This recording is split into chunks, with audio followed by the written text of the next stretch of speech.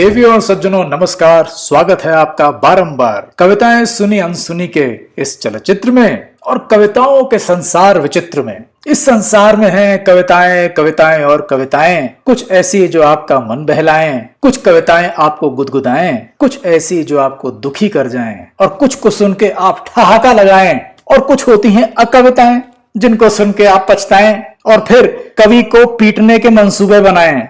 परंतु असली कविता तो वो जिसको कि सुनकर श्रोतागण भंवरों की तरह मर रहे हैं। खींच लाए उन्हें कविता की सुगंध, कविता ही पुष्प, कविता ही मकरंद। और ये कविता होती है छंद में बंद।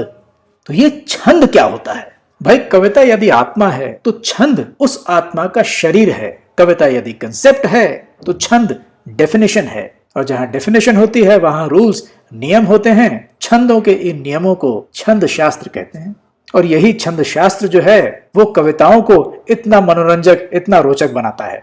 तो आपके सम्मुख जो हमने इतना समय बिताया है उसमें हमने कविताओं की शब्दार्थ, भावार्थ, उनके संदर्भ, ऐतिहासिक परिप्रेक्ष्य सबकी बात की है। बीच बीच में कुछ चलचित्र ऐसे भी रहे हैं जिसमें हमने छंद शास्त्र पर भी प्रकाश डाला है। तो हमने सोचा कि छंदों पर ही एक श्रृंखला करते हैं। छंद क्या होते हैं, अलग अलग प्रकार के छंद कौन से होते हैं, उनके उदाहरण क्या हैं, उनके लक्षण क्या हैं। हम बहुत गहरे नहीं उतरेंगे, मात्र इतना कि यदि आप अपने मित्रों के साथ चार बातें कर रहे हो, संस्कृति की बातें हो रही हो, कवियों की कवियत्रियों की बातें हो रही हो, तो कविता के ढांचे के विषय में भी आप चार शब्द कह पाएं। अब आरंभ करते हैं आज की कड़ी, जिसमें कि हम बात करेंगे एक प्रकार के छंद मनहरण कवित्व की।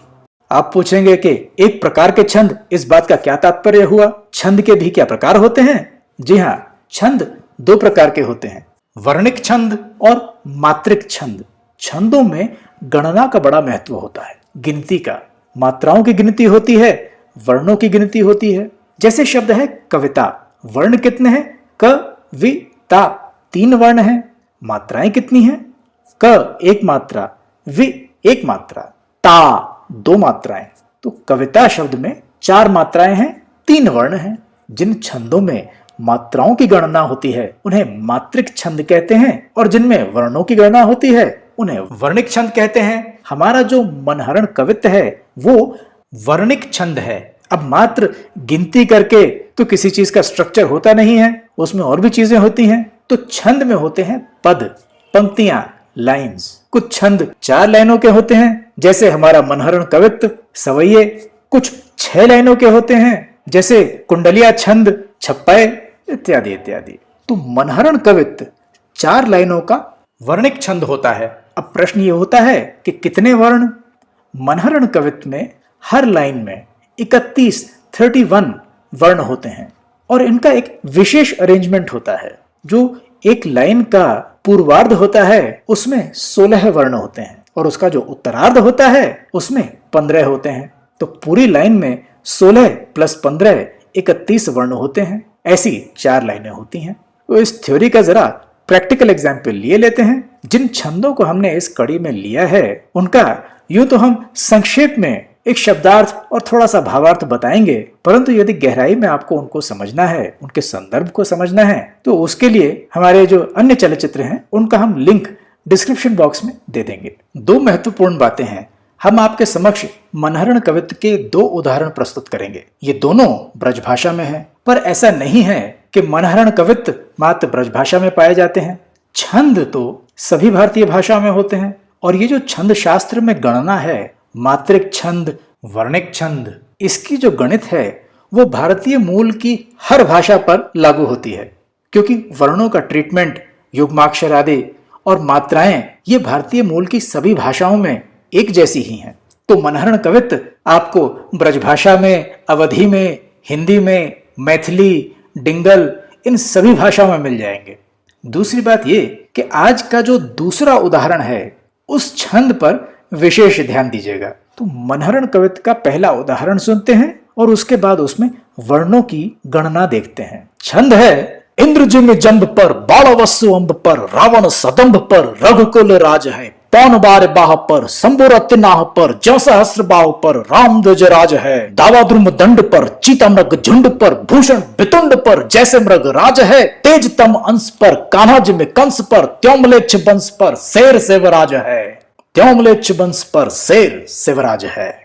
तो देखिए 4 पंक्तियां हैं। पहली पंक्ति है इंद्र जिम जंभ पर बाणव सुअंब पर रावण सदंभ पर रघुकुल राज है। इस पंक्ति के 2 भाग हैं। जो पूर्वार्ध है वो है इंद्र जिम जंभ पर बाणव सुअंब पर। इसमें वर्णों की गिनती करते हैं। इंद्र ये 2 वर्ण हैं। द्र युग्माक्षर है परंतु 1 वर्ण गिना जाता है। जिमी 2 वर्ण है, जंभ 2 वर्ण, पर 2 वर्ण, हो गए 8 वर्ण। बाणवसु अंब पर 8 और वर्ण।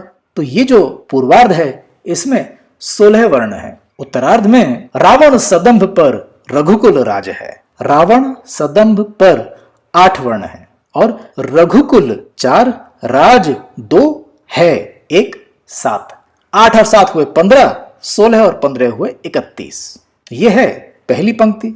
अब दूसरी पंक्ति देखिए। पौन बार बाह पर शंभु रत्न नाह पर ज्यों सहस्त्र बाहु पर राम ध्वज राज है। पौन बार बाह पर 8 वर्ण, शंभु 2, रत्नाह 4, पर 2 वर्ण, 8 वर्ण। त्यों सहस्त्र बाहु पर 1 5 2 8 वर्ण। राम द्विजराज है 2 4 और 1 7 वर्ण। 8 और 7 15 और 16 और 15 31। ऐसे ही तीसरी पंक्ति में 31 होते हैं। और चौथी पंक्ति देखते हैं। तेज तम अंश पर 8 वर्ण। कान्हा, कुछ कान्ह भी कहते हैं पर वर्ण 2 ही हैं। जिमी कंस पर 8, त्यों म्लेच्छ वंश पर 8, शेर शिव राज है 7 वर्ण। ध्यान रखिए कि इस चौथे पद में शब्द है मलेच्छ। कविराज भूषण ने ऐसे ही लिखा है। हाँ, बोलते में ये मुंह से म्लेच्छ निकलता है। मलेच्छ 3 वर्णों का है जबकि म्लेच्छ इसमें 2 वर्ण हैं, 2 युग्माक्षर के समूह हैं। अतः त्यों मलेच्छ वंश पर 8 वर्ण हैं। तो इसमें कविराज भूषण छत्रपति शिवाजी महाराज कैसे हैं वो बता रहे हैं कि जिस प्रकार इंद्र ने जंभासुर को मारा था, जिस प्रकार समुद्र के पानी में, समुद्र में लगने वाली जो आग होती है वाड़वानल, वो हलचल मचा देती है, जिस प्रकार दंभी रावण का संहार प्रभु श्री राम ने किया था, जिस प्रकार पवन भारी भरकम बादलों को हिला देती है, जिस प्रकार भगवान शंकर ने कामदेव को भस्म कर दिया था और जिस प्रकार सहस्त्रबाहु को राम ध्वजराज अर्थात परशुराम जी ने समाप्त किया था, जैसे दावानल वन में लगने वाली आग घने जंगलों को ध्वस्त कर देती है, यहाँ घने जंगल अंधकार का द्योतक है। जिस प्रकार एक चीता मृग झुंड पर भारी पड़ता है, कविराज भूषण कहते हैं कि जिस प्रकार एक शेर हाथी को मार गिराता है, बितुंड जिस प्रकार तेज अंधकार को समाप्त कर देता है, जिस प्रकार भगवान कृष्ण ने कंस को समाप्त किया था, उस प्रकार ये जो मुगल आदिलशाही कुतुबशाही हैं, जो अत्याचार कर रहे हैं, अराजकता फैला रहे हैं, धर्मांध हैं, उनको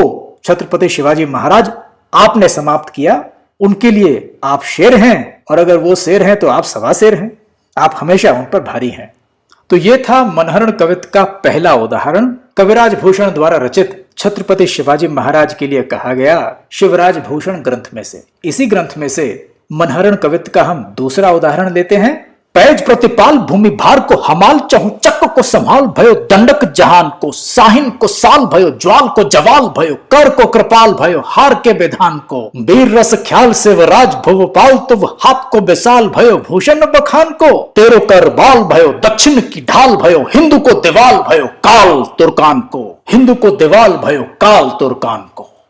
इस छंद का जो पहला पद है उस पर विशेष ध्यान देने की आवश्यकता है। पद है पैज प्रतिपाल अर्थात जो प्रतिज्ञा की गई है प्रजा के लिए उसका पालन करने वाले, भूमि भार को हमाल भूमि का भार वहन करने वाले, चहु चक्र को संभाल चारों दिशाओं को संभालने वाले, भयो दंडक जहान को ये बादशाहतों को दंड देने वाले और कर वसूलने वाले अर्थात उनका क्षेत्र स्वतंत्र है, ऐसे छत्रपति शिवाजी महाराज। अब जब आप इसे पढ़ते हैं तो कैसे पढ़ते हैं? पैज प्रतिपाल कौमा भूमि भार को हमाल कौमा चहु चक्र को संभाल कौमा भयो दंडक जहान को।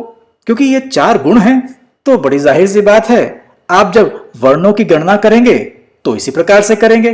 पैज प्रतिपाल 6 वर्ण, भूमि भार को हमाल 8 वर्ण, 6 और 8 14, अब कंफ्यूजन हो रहा है। चहु चक को संभाल 8 वर्ण, भयो दंडक जहान को 9 वर्ण, 8 और 9 17, 14 और 17 31 तो हो गए। पर यह कैसा हिसाब? हमने तो कहा था 16 + 15 31 होते हैं, यहां 14 + 17 हो गए। कविराज भूषण ने ऐसे कैसे लिख दिया? तो देवियों और सज्जनों, कविता का जो पर्पस है, उद्देश्य है, वो भाव को और संदर्भ को आप सब तक पहुंचाना है। इस उद्देश्य की पूर्ति के लिए ताल का, लयबद्धता का, शब्दों का, अलंकारों का, इन सब का सहारा लेते हैं कवि। और कभी कभी पूरी कविता को रिदमिक बनाने के लिए कहीं पर पॉज, ठहराव आता है, फांका, कहीं पर मात्राएं बड़ी की जगह छोटी कर दी जाती हैं, कहीं इसके उल्टा होता है, कहीं पर न्यास आता है और कहीं पर जिस प्रकार पढ़ा जाता है उसे लिखते थोड़े अलग तरीके से हैं। जैसे इस पहले पद में पढ़ेंगे तो उस प्रकार जैसे हमने अभी बताया, पर लिखेंगे कैसे? पैज प्रतिपाल भूमि भार को हमाल चहु, तो 6 + 8 14 प्लस चहु के 2 वर्ण, ये हो गए 16 वर्ण। चहु चक ये 2 शब्द हैं, अतः चहु जो शब्द है वो इस पद के पूर्वार्ध में आ जाता है। उत्तरार्ध चक को संभाल भयो दंडक जहान को, ये 15 वर्ण है। तो इस पद को पढ़ने और इसे लिखने की शैली में थोड़ा अंतर है। दूसरी लाइन सरल है। साहिन को साल भयो, ज्वाल को जवाल भयो 16 वर्ण, कर को कृपाल भयो, हार के विधान को 15 वर्ण। अब अंतिम पंक्ति में अपनी गणित लगाते हैं। तेरो कर वाल भयो 8, दक्षिण की ढाल भयो 8, हिंदू को दीवाल भयो 8, काल तुर्कान को 7, कुल हुए 31 वर्ण। तो यह भी मनहरण कवित का एक उत्कृष्ट उदाहरण है। संक्षेप में इसका अर्थ इस प्रकार है। छत्रपति शिवाजी महाराज के विषय में कविराज भूषण कह रहे हैं कि प्रजा की रक्षा के लिए, प्रगति के लिए, विकास के लिए कटिबद्ध, प्रजा के उत्थान की प्रतिज्ञा लेने वाले और उस प्रतिज्ञा का पालन करने वाले छत्रपति शिवाजी महाराज राष्ट्र के नव निर्माण का गुरुत्वपूर्ण कार्यभार अपने कंधों पर संभाले हुए हैं और चारों दिशाओं से प्रजा सुरक्षित रहे, इसका उत्तरदायित्व भी छत्रपति शिवाजी महाराज पे है। उत्तर से मुगलिया आक्रमण, पूर्व से कुतुबशाही, दक्षिण से आदिलशाही सपोर्टेड बाय मुगल्स और पश्चिम से सिद्दी और पुर्तगाली डच का भी भय था। उस समय फ्रेंच और अंग्रेज आक्रांता नहीं बने थे। और दंडक जहान को, इन सब क्षेत्रों में दंड, कर लगाना और मुगलिया, कुतुबशाही, आदिलशाही, इनके जो सूबेदार थे, मनसबदार थे, सिपहसालार इत्यादि, इनको दंड देना। दंड यहां पर श्लेष अलंकार है। और ये जितनी बादशाहतें थीं, इनकी पीड़ा का कारण बने। साहिन को साल भयो और जावड़ी के चंद्रराव मौर्य को जो शिवाजी महाराज ने हराया था, उससे आदिलशाही और मुगलिया दोनों हिल गए थे। यह चंद्रराव मौर्य वंश आदिलशाहियों का वफादार था, तो इसलिए शिवाजी महाराज इन बादशाहतों के जी का जंजाल बन गए थे। जावड़ी ज्वाल का जवाल भयो। और शिवाजी महाराज इतने पराक्रमी थे, कृपालु भी थे, कर को कृपाल और प्रण को रखने वाले। हमारे चैनल की जो चौथी कड़ी है, जिसमें कि हमने कविराज भूषण की छत्रपति शिवाजी महाराज से हुई पहली भेंट की कहानी बताई है, उसमें पैज प्रतिपाल इस छंद का पूरा एक्सप्लेनेशन दिया है, आप देख सकते हैं। वीर रस को सम्मानित करने वाले आजानुभुज छत्रपति शिवाजी महाराज, आपके गुणों का कविराज भूषण क्या बखान करें। छत्रपति शिवाजी महाराज को अपने अपने श्रद्धानुसार कुछ लोग भगवान शंकर का अवतार बताते थे, कुछ भगवान राम का, कुछ भगवान कृष्ण का। अतः आजानुभुज, हाथ को विशाल भयो, और हाथ ऐसे कि कभी वो हाथ तलवार बन जाएं, कभी ढाल बन जाएं। और हिंदुओं के तो पूरे के पूरे मंदिर हैं। और तुर्कान, ये जो मुगल थे उनको तुर्क बताते हैं कविराज भूषण, क्योंकि मुगल आधे मंगोल और आधे तुर्क थे। इन तुर्कों का, तुर्कान बहुवचन है, उनका काल बने छत्रपति शिवाजी महाराज। तो ये अर्थ है इस मनहरण कवित घनाक्षरी छंद का। ये जो 2 उदाहरण आपके स्क्रीन पर आ रहे हैं, ये कविराज भूषण की ही शिवा बावनी में से हैं। साजी चतुरंग सेन अंग में उमंग भरी, सर्जा शिवाजी जंग जीतन चलत हैं, भूषण भनत नाद बेहद नगार की नद नद मद गैबरन के रलत हैं, एल फैल खैल बैल खलक में गैल गैल गजन की ठैल पैल सैल उसलत है, तारा सुतरण धुरी धारा में लगत जिमि थारा पर पारा पार वार यो हलत हैं। देखिए 4 पद और हर पद में 31 वर्ण। दूसरा उदाहरण है, चकित चकत्ता चौकी चौकी उठे बार बार, दिल्ली दहसती चित चाह खरकत है, बिलक बिलात बिल खात बीजापुर पति, भिरत फिरंगन की नारी फरकत है, थर थर कापत कुतुब शाही गोलकुंडा, हारे हबस भूप भीर भरकत है, सिंह शिवराज तेरे धौसा की धुकार सुनी, केते पातशाहन की छाती धरकत है। कहिए कैसा रहा मनहरण कविता का ये एक छोटा सा इंट्रोडक्शन। अपने विचार हमें अवश्य लिख भेजिएगा। आपका जीवन सुख समृद्धि और स्वास्थ्य से परिपूर्ण रहे, इस मनोकामना के साथ इस कड़ी में आपसे अनुमति लेते हैं। जय मां भवानी, जय भारत।